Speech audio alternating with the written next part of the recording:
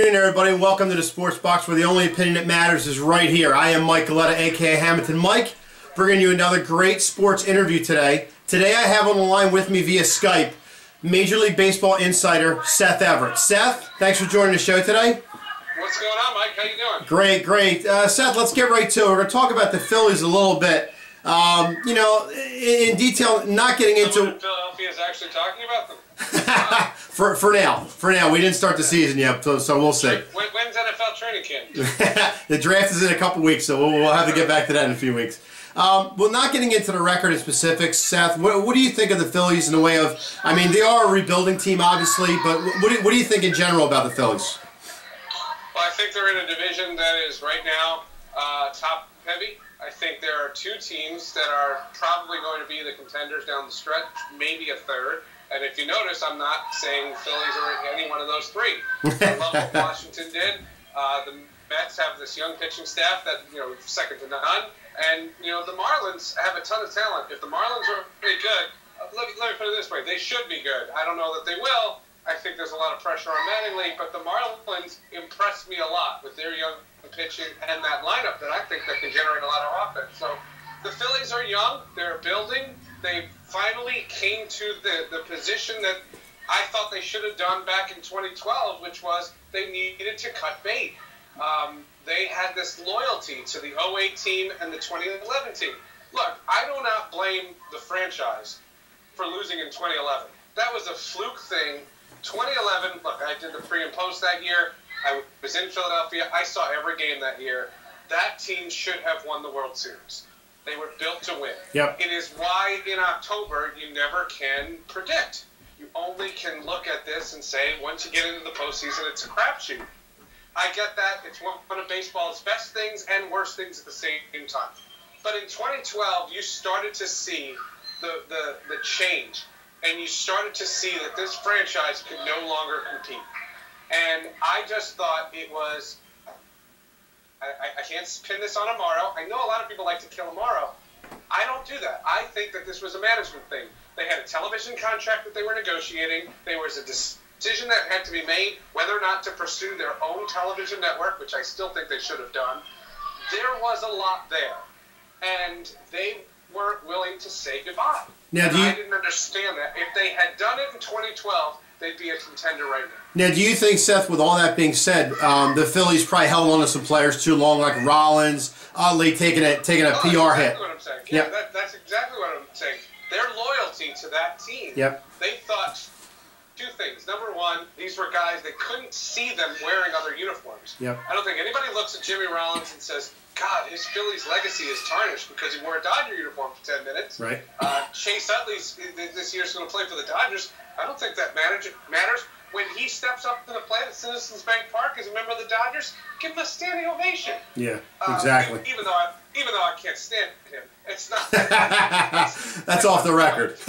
He's a Phillies legend. He's an icon. Howard's a contract that was immovable. I also said, I was on WIP that night, that the Phillies lost Game 5, and I said, when Ryan Howard tore his Achilles, it set the franchise back. I reported then, and I stand by this, when Prince Fielder was leaving the Milwaukee Brewers, the Brewers were interested in a trade. They would have paid half the contract if the Phillies would have eaten the other half, and Ryan Howard would have been a member of the Milwaukee Brewers. It would have been the first step toward rebuilding. And they could have done it then, and they, when he tore his Achilles, it became a moot point, and the fact was, as I said then, that will set the franchise back, and it did.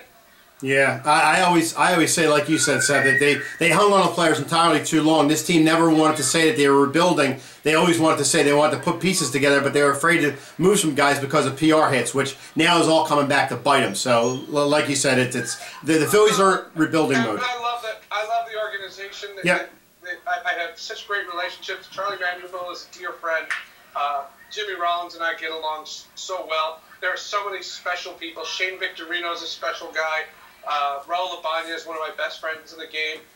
That was a special group. I don't want to say goodbye. I had this funny thing happen. I used to do a show with Todd McFarlane. Todd McFarlane is the guy who created Spawn and he has all those McFarlane action, those fish figures, those baseball figures. Yep. He had sent me cases of them when we worked together. This was 10 years ago. Okay. Do you know that every one of the players that I have, I found this box, and I opened it, and I looked at all the players. Every one of them is retired. What a coincidence. It's part of getting older. It's part of doing this. Yep. This is my 20th year covering Major League Baseball. All the guys that were my running buddies, they're all gone. Raul Ibanez was one of my last. I was 23 when I met Raul, when he was a rookie with the Seattle Mariners. Yep. That time changes. The key to franchises that don't want to let go. Look, the Yankees are in a very similar boat. Yep. The difference from the Yankees, though, is their players, as much as they were declining, they were still producing. And the Phillies players weren't. Utley was the last straw. You couldn't give Utley away, and I thought that was just a microcosm of just how they lingered too long. Yeah, I know you're on a time schedule here, Seth. So I want to get to a couple teams. I want to get to a couple teams in spring training real quick. See what you think. Now, Arizona, 17-4 right now. Are they for real, or is it just kind of spring training? Well, I don't ever look at spring training numbers. I'll tell you a little story about spring training. First of all, I challenge you anytime to go into any clubhouse after a spring training game. Players don't even know if they won or lost. You divide the games into thirds. For the first 2 weeks, pitchers only go 3 innings. For the first 4 weeks, players don't play more than 5 innings. Spring training numbers don't count. So I will never look at a spring training record and put any credence to it. Okay. That being said, Arizona looks like a great team, but it has nothing to do with what they're doing this spring.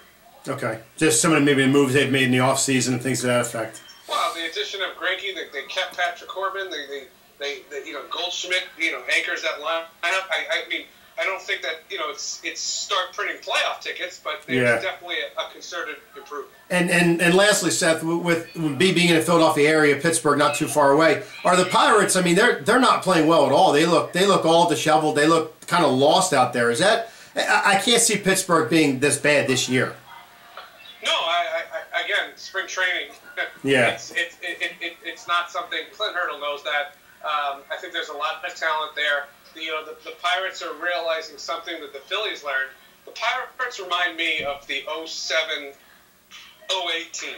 Okay. A team that got good, but building through the farm system and building with homegrown guys, and then all of a sudden realize that once you get good, it gets expensive. And lastly, Seth, Kansas City, can they make a run again at making another shot at the World Series, or kind of like a one and done?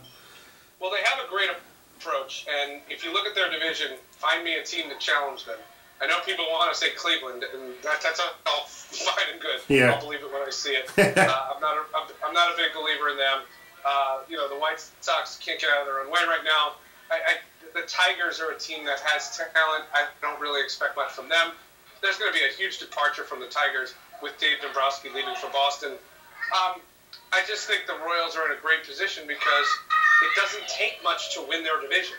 Right. So last year, they treaded water for the first 60 games of the season, played pretty much 500 ball, and they were in a perfect position.